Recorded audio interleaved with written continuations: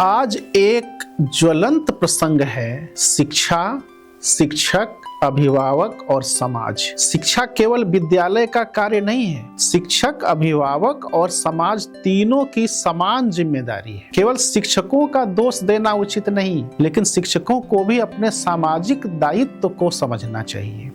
शिक्षा को केवल आजीविका या लाभ कमाने का माध्यम नहीं बनाना चाहिए। शिक्षक का व्यवहार विद्यार्थियों के प्रति सम्मानजनक, प्रेरणादायक और संवेदनशील होना चाहिए। अपमान, तिरस्कार, जातिगत टिप्पणियां, पारिवारिक पृष्ठभूमि का मजाक या शारीरिक दंड विद्यार्थियों के व्यक्तित्व को आहत करते हैं। भय और दंड से पढ़ाई कराना उचित नहीं है। सच्चा शिक्षक वह है जो विद्यार्थियों में ज्ञान की प्यास और सीखने की प्रेरणा जगाए। कठिन परिस्थितियां या शिक्षा व्यवस्था की कमियां शिक्षक को अपने कर्तव्य से विमुख होने का बहाना नहीं बना सकती। शिक्षक का दायित्व है कि वह ज्ञान, अनुशासन, सामाजिक उत्तरदायित्व और सहयोग की भावना का विकास करे। माता पिता की मुख्य जिम्मेदारी है कि वे बच्चों को नैतिक और आध्यात्मिक संस्कार दें। समाज का भी कर्तव्य है कि प्रत्येक बच्चे को स्वस्थ, नैतिक और प्रेरणादायक वातावरण मिले ताकि वह एक आदर्श नागरिक बन सके। मुख्य बात यह है कि आदर्श शिक्षा वही है जिसमें शिक्षक प्रेरणा दें, माता पिता संस्कार दें और समाज सहयोग दे।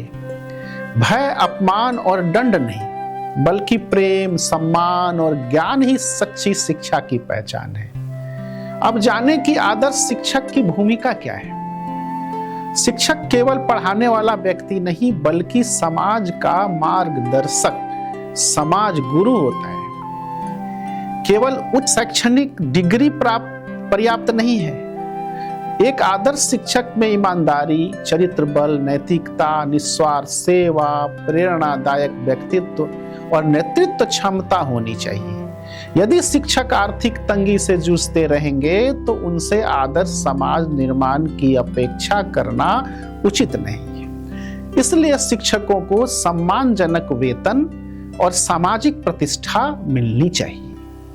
शिक्षा नीति का निर्माण केवल राजनेताओं के हाथ में नहीं होना चाहिए। अनुभवी और योग्य शिक्षकों को शिक्षा नीति बनाने में प्रमुख भूमिका मिलनी चाहिए। शिक्षा को राजनीति और दलगत स्वार्थ से मुक्त रखना आवश्यक है। शिक्षक का लक्ष्य किसी राजनीतिक दल का प्रचार नहीं, बल्कि आदर्श नागरिकों का निर्माण होना चाहिए।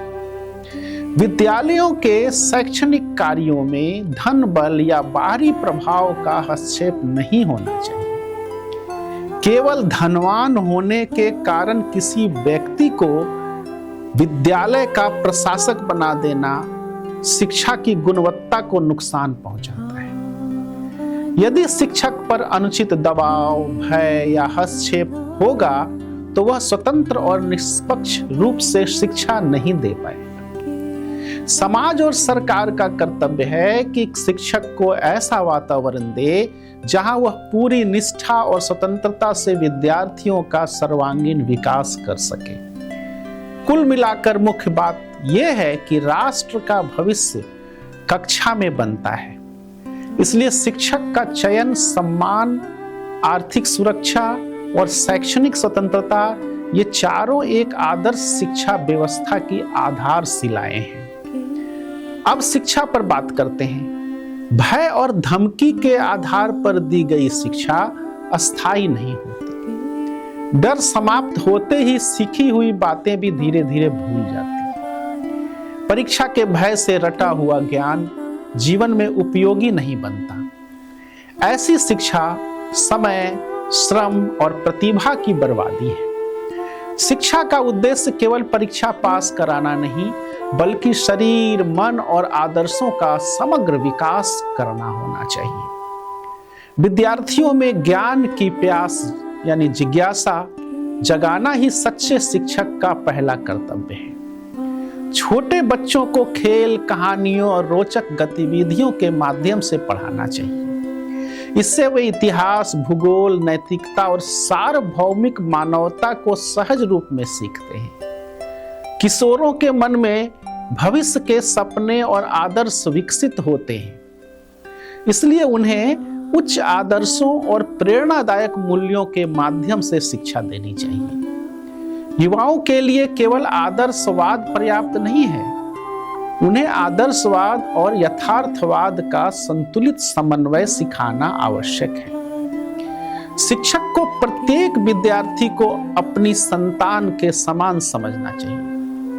कठोरता, दूरी और भय के स्थान पर प्रेम, स्नेह और आत्मीयता का वातावरण बनाना चाहिए। शिक्षक और विद्यार्थी के बीच मुक्त एवं आत्मीय संवाद ही प्रभावी शिक्षा की आधारशिला है।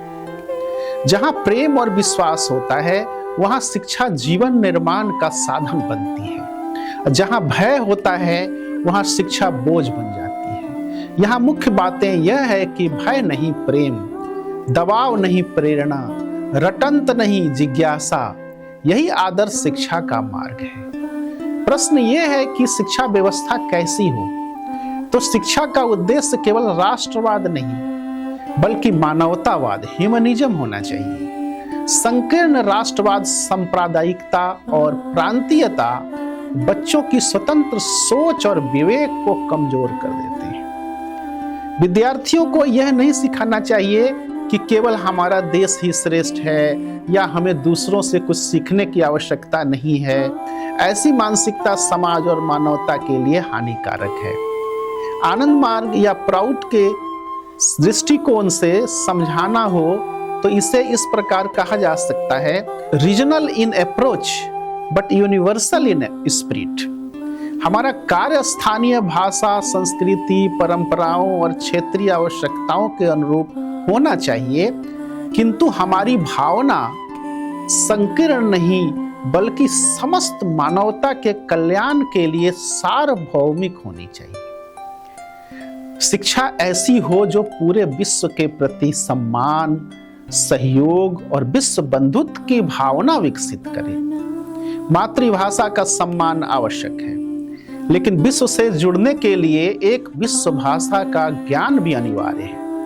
भगवान श्री श्यानंद मूर्ति जी के अनुसार वर्तमान समय में अंग्रेजी इस भूमिका को सबसे प्रभावी ढंग से निभा सकती है। राजनीतिक या धार्मिक कारणों से विद्यार्थियों पर अनेक भाषाओं का अनावश्यक बोझ नहीं डालना चाहिए।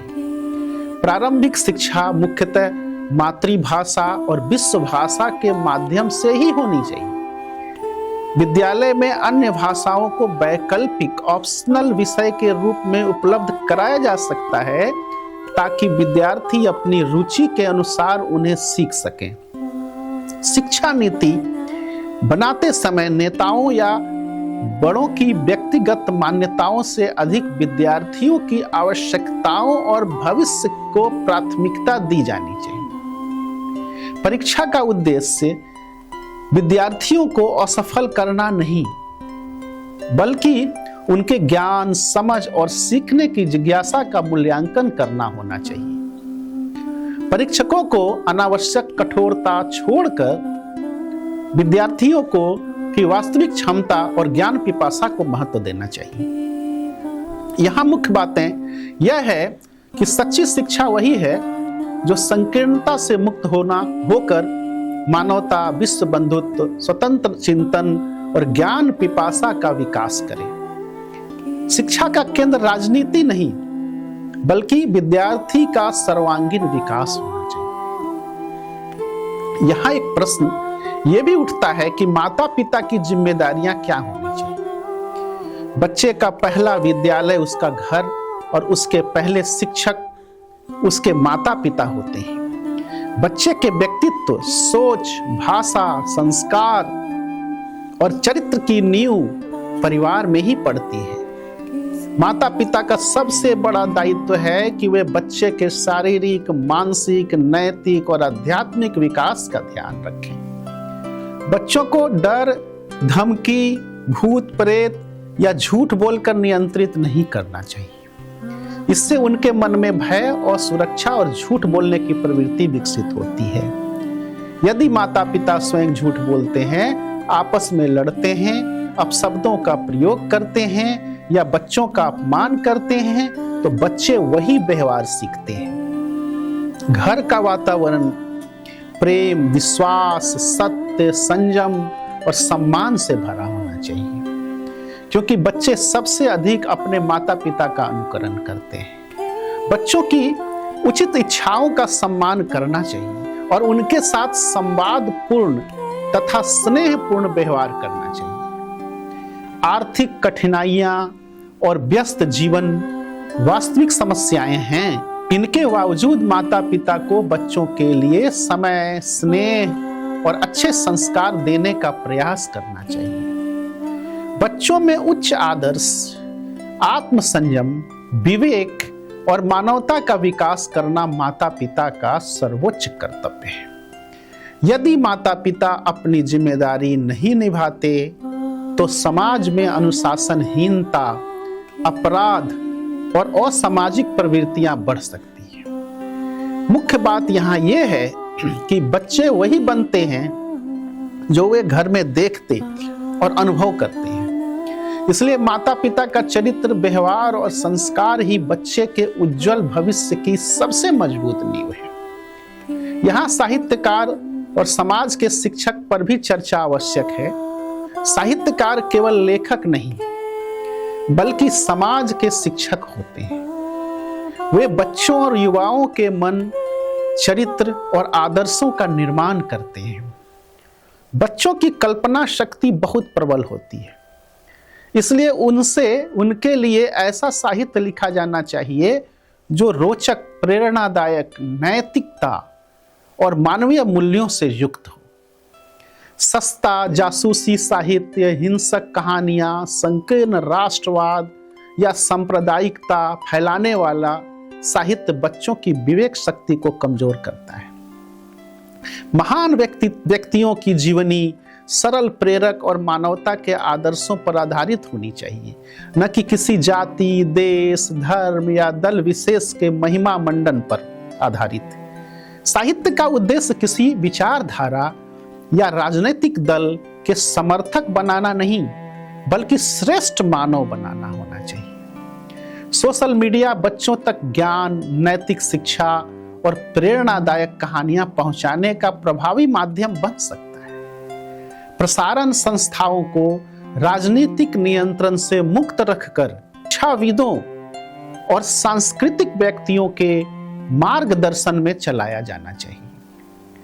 महापुरुषों की जयंती या स्मृति देखें तो समारोह केवल भाषणों तक सीमित न रहे, उनके आदर्शों को व्यवहार में उतारने और विशेषकर बच्चों तक पहुंचाने का प्रयास होना चाहिए। चित्र, नाटक, सिनेमा शिक्षा के अत्यंत प्रभावी माध्यम है। अच्छे नाटक और फिल्में बच्चों तक, युवाओं में चरित्र, आदर्श और मानवता का विकास कर सकती हैं। केवल मनोरंजन, हिंसा, अश्लीलता या व्यावसायिक लाभ के लिए बनाई गई फिल्में समाज को नुकसान पहुंचाती है। सिनेमा का उपयोग शिक्षा और संस्कृति के विकास के लिए होना चाहिए, न कि राजनीतिक प्रचार या व्यावसायिक शोषण के लिए। शिक्षक, साहित्यकार, कलाकार, अभिनेता, नाटककार और रेडियो कलाकार ये सभी समाज निर्माता हैं। समाज और सरकार का दायित्व है कि उन्हें आर्थिक और सामाजिक सुरक्षा प्रदान करे ताकि वे निश्चिंत होकर नई पीढ़ी के चरित्र निर्माण में अपना सर्वोत्तम योगदान दे सके। सच्चा साहित्य, सच्ची कला और सच्चा मनोरंजन वही है जो मनुष्य को अधिक मानवीय, विवेकशील, चरित्रवान और विश्व बंधुत्व से प्रेरित बनाए। यही वास्तविक शिक्षा का विस्तार है। एक प्रमुख बात और है कि शिक्षा व्यवस्था और विद्यार्थियों को राजनीति से दूर रखना चाहिए। क्यों आवश्यक है?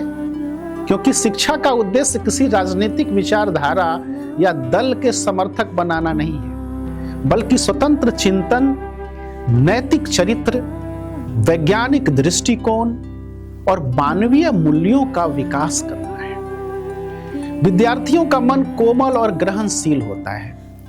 यदि शिक्षा व्यवस्था राजनीतिक हस्तक्षेप से प्रभावित होती है तो शिक्षा का उद्देश्य विकृत हो जाता है और विद्यार्थियों में स्वतंत्र विचार के स्थान पर पक्षपात, संकीर्णता और वैचारिक विभाजन विकसित होने लगता है। विद्यालय और विश्वविद्यालय ज्ञान, चरित्र निर्माण और व्यक्तित्व विकास के केंद्र होने चाहिए, न कि राजनीतिक संघर्ष का मंच। शिक्षा नीति का निर्माण शिक्षाविदों, अनुभवी शिक्षकों और विशेषज्ञों के मार्गदर्शन में होना चाहिए, जबकि राजनीतिक दलों का हस्तक्षेप न्यूनतम होना चाहिए। विद्यार्थियों को राजनीति का अध्ययन करना चाहिए ताकि वो जागरूक और जिम्मेदार नागरिक बन सके, लेकिन उन्हें दलगत राजनीति का उपकरण नहीं बनाया जाना चाहिए। शिक्षा का मंदिर राजनीति का अखाड़ा नहीं होना चाहिए। विद्यार्थियों को दलगत राजनीति से दूर रखकर ज्ञान, चरित्र, विवेक और मानवता की शिक्षा देना ही एक स्वस्थ और प्रगतिशील समाज की आधारशिला है। समाज गुरु वे महान व्यक्ति हैं जो अपनी असाधारण बुद्धिमत्ता, गहन ज्ञान, उत्कृष्ट चरित्र, प्रेरणादायक व्यक्तित्व और नेतृत्व क्षमता के बल पर पूरे समाज का मार्गदर्शन करते हैं। ऐसे व्यक्तित्व इतिहास में बहुत कम होते हैं। जब समाज में अनैतिकता, भ्रम और स्वार्थ और असामाजिक शक्तियों का प्रभाव बढ़ जाता है तथा सामान्य लोग सही दिशा खोने लगते हैं, तब समाज गुरुओं का कर्तव्य होता है कि वे मानवता को सही मार्ग दिखाएं, लोगों में आशा, नैतिकता और आदर्शों का संचार करें तथा उन्हें प्रतिकूल परिस्थितियों से ऊपर उठने की प्रेरणा दें। समाज गुरु केवल शिक्षक नहीं बल्कि युग द्रष्टा और पथ प्रदर्शक होते हैं। वे समाज को अंधकार से प्रकाश की ओर, विभाजन से एकता की ओर और स्वार्थ से मानवता की ओर ले जाते हैं।